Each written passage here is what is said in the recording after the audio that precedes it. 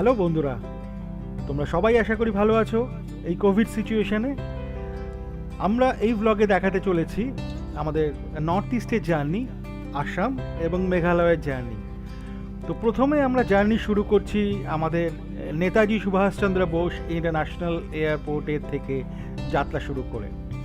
প্রথমে আমরা এখানে পৌঁছে আমরা সিকিউরিটি চেকিংয়ের দিকে এগোবো। যারা প্রথমবার আসছেন তাদের জন্য বলে রাখি যে এসেই চমকে যাওয়ার কিছু নেই। মানে একটা বিরাট ছড়ানো জায়গা, প্রথমবার আসছেন, একটা এক্সাইটমেন্ট থাকবে। তারপরে সিকিউরিটি চেকের পর ভেতরে ঢোকার পরে অনেক রকমের মানে ভয়ও থাকতে পারে, কিন্তু একদম ওইসব মাথার মধ্যে রাখবেন না। দেখবেন একদম প্রত্যেকটা গেট কোথায় আছে, কোন ফ্লোরে আপনার মানে কোথা থেকে ফ্লাইট ছাড়বে, সব কিছু একদম খুব পরিষ্কারভাবে লেখা থাকবে। তো ন্যাচারালি আপনি সেই অনুযায়ী এগিয়ে যাবেন, এবং তাতেও যদি কোনো অসুবিধা হয় প্রচুর অ্যাটেন্ডেন্ট থাকে এয়ারপোর্টে, তাদের জিজ্ঞেস করলেই তারা আপনাকে বুঝিয়ে দেবে। হ্যাঁ, আর একটা জিনিস সেটা হচ্ছে যে এসকেলেটরও থাকবে এবং লিফটও থাকবে। যেমন আমার ওয়াইফের এসকেলেটরে প্রবলেম আছে, পাশেই লিফট রয়েছে। এই আমরা যেমন এখন এসকেলেটরে আমি ইউজ করছিলাম, কিন্তু আমার ওয়াইফ এসকেলেটর চড়তে ভয় পায়। তো আমার ওয়াইফ এসকেলেটারে আসেনি। আমি ওকে বললাম যে তুমি আর আমার ছেলেকে বললাম যে মাকে নিয়ে এসকেলেটারের বদলে পাশে লিফট দিয়ে এসো। তো আমি যেমন আস্তে আস্তে সুন্দরভাবে এসকেলেটারে করে নিচে চলে আসলাম, আর ঠিক পাশেই রয়েছে লিফট। এই লিফটে কিন্তু এখানে অনেকগুলো ফ্লোর নেই, ন্যাচারালি ভুল হওয়ার কোনো চান্স নেই। ওপরে একটা ফ্লোর, নিচে একটা ফ্লোর, তো জাস্ট একটাই ফ্লোর নিচে আসতে হবে। তো পেছন দিক দিয়ে ওরা চলে আসবে।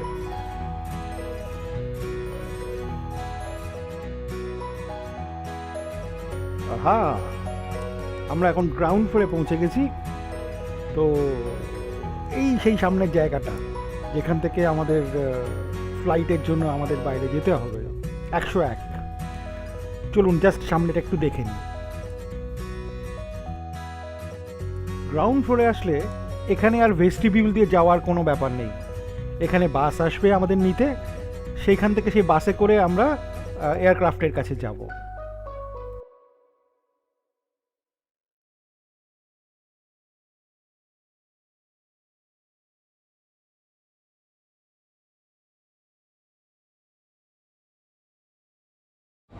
গুয়াহাটি যাওয়ার জন্য পৌঁছে গেছি এয়ারপোর্টে। আমাদের 9:50 ফ্লাইট। 1.5 ঘন্টা আগেই পৌঁছেছি, একটু আগে পৌঁছেছি, কারণ সিকিউরিটি চেক এই সমস্তগুলো থাকে। মোটামুটি আমাদের সব কিছু যেহেতু ওয়েব চেকিং ছিল, সেই জন্যে স্মুথলি হয়ে গেছে। মালপত্র আমরা সব দিয়ে আমরা চলে এসেছি গেট নাম্বার 101-এ। 101-এর সামনে আমরা দাঁড়িয়ে আছি। এটা একদম, তো এখানেই এখন দাঁড়িয়ে আছি। এখান থেকেই 9:50-এ আমাদের ফ্লাইট ছাড়বে।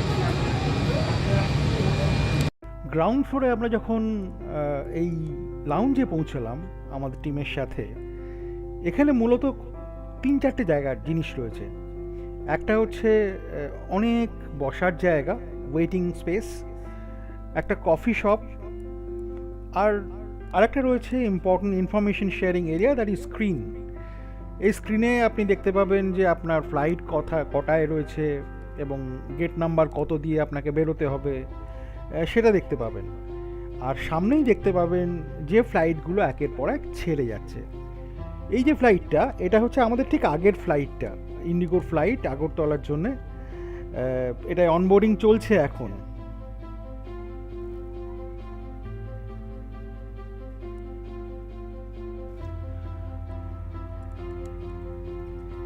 কলকাতা থেকে গুয়াহাটি আজকে আমরা যাচ্ছি এয়ার ইন্ডিয়া ফ্লাইটে। ফ্লাইটের এই ফ্লাইট টাইম অ্যাপ্রক্সিমেটলি 1.5 ঘন্টা। আমরা টোটাল 8 জন যাচ্ছি, তাদের মধ্যে 3 জন এর প্রথম হচ্ছে ফ্লাইট। তো ন্যাচারালি তাদের এক্সাইটমেন্ট ভীষণ। ফ্লাইট আস্তে আস্তে রানওয়েতে উঠে পড়লো।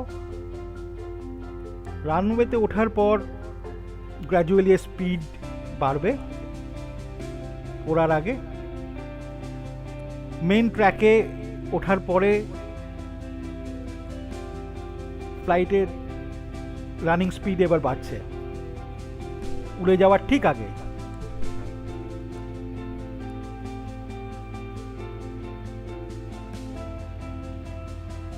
এই মুহূর্তে এক্সাইটমেন্টটা সবচেয়ে বেশি, ভয়ের সাথে সাথে এক্সাইটমেন্ট এই পরিস্থিতিতে সবচেয়ে বেশি।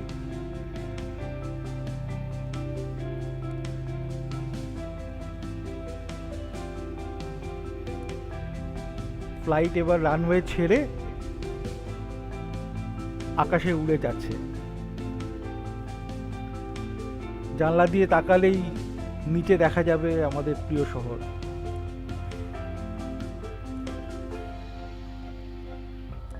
শীতের সকাল, চারদিকে প্রচুর ফগ, সেই জন্য সাদা হয়ে রয়েছে।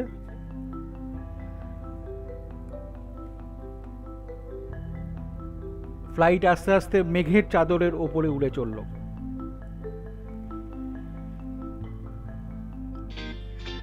গুয়াহাটি আসার পরে আমাদের প্রথম গন্তব্য কামাখ্যা মন্দির।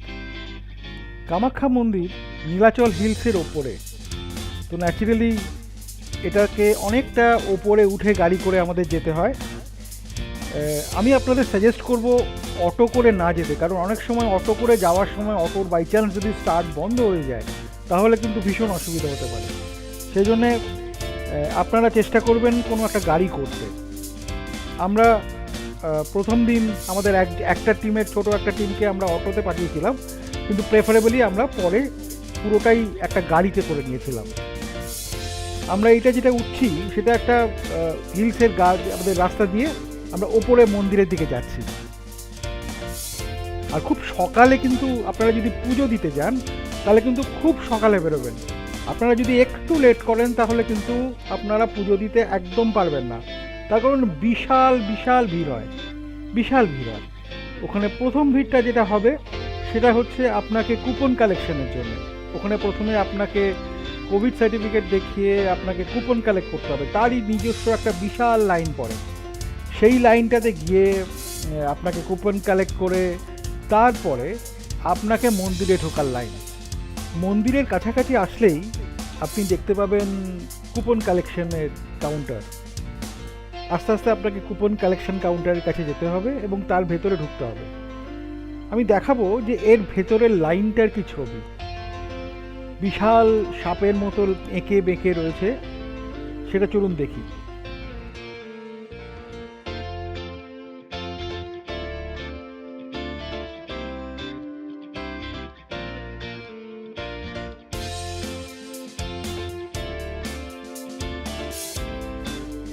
এই হলো কুপন কালেকশনের লাইন। আপনারা যদি দেখেন তাহলে দেখতে পারবেন যে এরা কিন্তু অনেকক্ষণ লাইন দিয়ে আছে। যেহেতু এখনও কুপন কালেকশন শুরু হয়নি সেই জন্য লাইনটা এখনও এই জায়গায় দাঁড়িয়ে আছে। আর আমরা অনেক সকালে এসেছি, এখন টাইম মোটামুটি 6টা বাজে। সকাল 6টার সময়তেই আপনারা দেখতে পাচ্ছেন এরকম লাইন।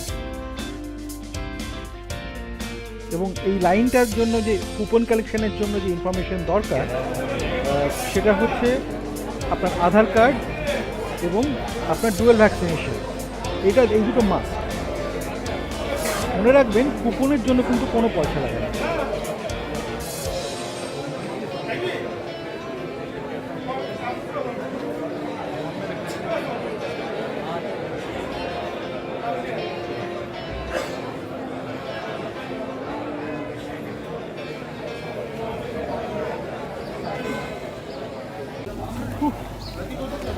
প্রায় 1.5 ঘন্টা লাইনে দাঁড়ানোর পরে তারপরে কুপন পাওয়া গেল। এবার মন্দিরের ভেতরে যাওয়ার পর এই চারদিকে যে দোকানগুলো দেখতে পাচ্ছেন, এখানে জুতো রাখা যাবে, এখানে ফুল, মালা, প্যাঁড়া, মিষ্টি সব কিছু কেনা যাবে পুজোর জন্যে। এরপরে এগিয়ে যেতে হবে পুজো দেওয়ার জন্যে। মন্দিরে দুরকমভাবে পুজো দেওয়া যায়। একটা 501 টাকা দিয়ে ভিআইপিতে পুজো দেওয়া যায়, আর একটা ফ্রিতে নর্মালি পুজো দেওয়া যায়, যেটাতে বিশাল লাইন পড়ে। কিন্তু আজকে আমাদের ভিআইপি কাউন্টারটা বন্ধ ছিল, তাই পুজো দেওয়া গেল না ভিআইপি কোটাতে। ভিআইপি এন্ট্রি বন্ধ, সেই জন্যে ভিআইপি কোটাতে ঢোকা গেল না। কিন্তু আমরা ঠাকুর মশাইকে দিয়ে পুজো দেওয়ালাম। আর ভেতরে গর্ভগৃহের ভেতরে ছবি তোলা যায় না, সেই জন্যে তার ভেতরের ছবি তোলা গেল না, কিন্তু বাইরে যতটা তোলা সম্ভব ততটা ভিডিও ক্যামেরাতে আমি কভার করলাম। খুব ভালো লাগলো মন্দির, সত্যি মন ভরে গেল, মানে এত সুন্দর। আমার ডেফিনেটলি আবার আসতে ইচ্ছে করবে এখানে।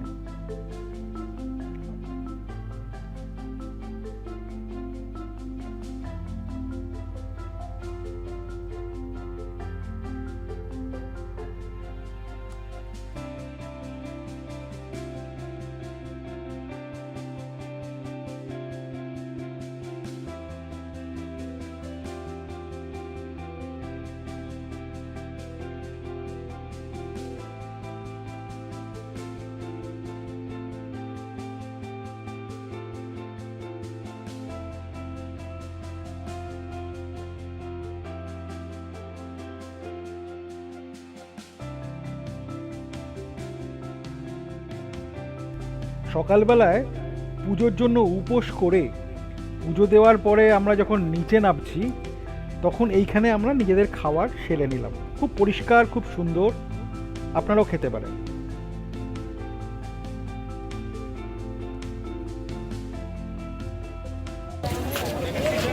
ঠাকুর দেখা আমাদের হয়ে গেল। এখানে ঠিকঠাক পান্ডা ধরলে ঘন্টা 3 মতো টাইম লাগবে। আমরা এখন ব্যাক করছি হোটেলে। সকালবেলা ব্রেকফাস্ট হয়ে গেছে। আমি সামনের দিকটা দেখাবো ব্যাক করার রাস্তাটা।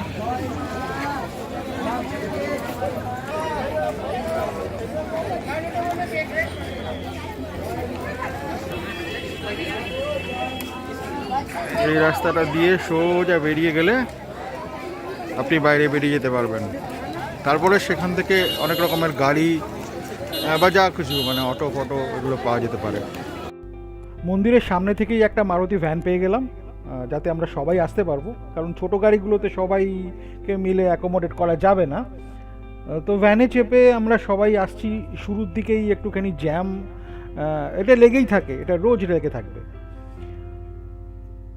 তারপরে আস্তে আস্তে রাস্তাটা খালি হবে এবং পাহাড়ি রাস্তা বেয়ে আমরা আমাদের গন্তব্য, আমাদের হোটেলের দিকে যাব। আমাদের হোটেলটা পল্টন বাজারে।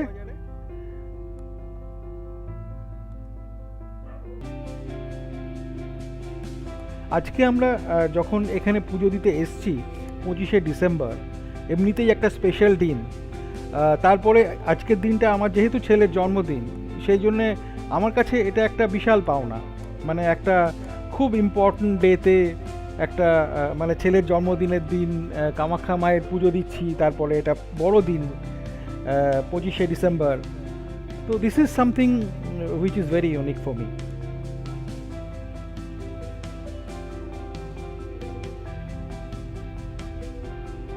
তো আমরা এখন এগিয়ে চলেছি আমাদের হোটেলের দিকে। আজকে আমাদের ইভিনিং প্ল্যান হলো ব্রহ্মপুত্র রিভারের ওপরে ক্রুজে চড়া। সবার কাছে শুনেছি ব্যাপারটা খুব ইন্টারেস্টিং, কোনোদিন লাইফে এটা এক্সপিরিয়েন্স করিনি, তো আজকে এটা করব। চলুন দেখি।